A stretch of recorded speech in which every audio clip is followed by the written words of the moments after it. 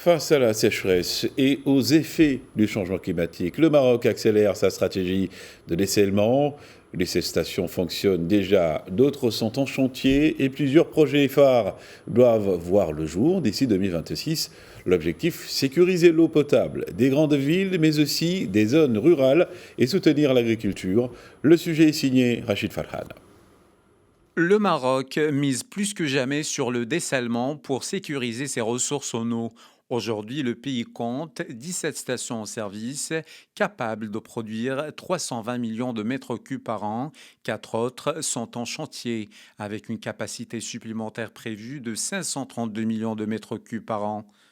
En parallèle, le ministère de l'Intérieur et celui de l'Équipement déploient des stations mobiles pour dessaler l'eau de mer et les nappes salines, y compris dans les zones rurales. Objectif 244 unités au total, soit 1563 litres par seconde de production. Fin juillet 2025, 89 stations ont déjà été livrées. Les autres seront mises en service d'ici la fin de l'année. Parmi les projets phares, El Jadida et Safi, déjà partiellement en activité depuis 2023, devraient tourner à plein régime fin 2026, couvrant 80% des besoins en eau de Casablanca Sud, Stade et Berchid.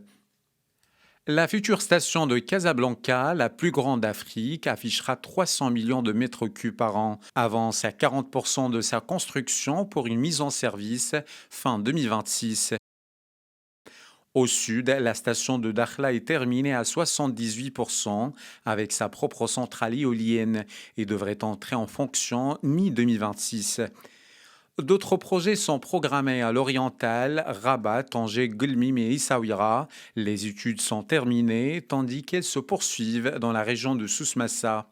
Un programme national ambitieux, guidé par une volonté royale, vise à doter le Maroc d'un réseau de dessalement capable d'alimenter les villes côtières et certaines zones intérieures, mais aussi de soutenir l'agriculture et l'industrie à l'horizon 2030.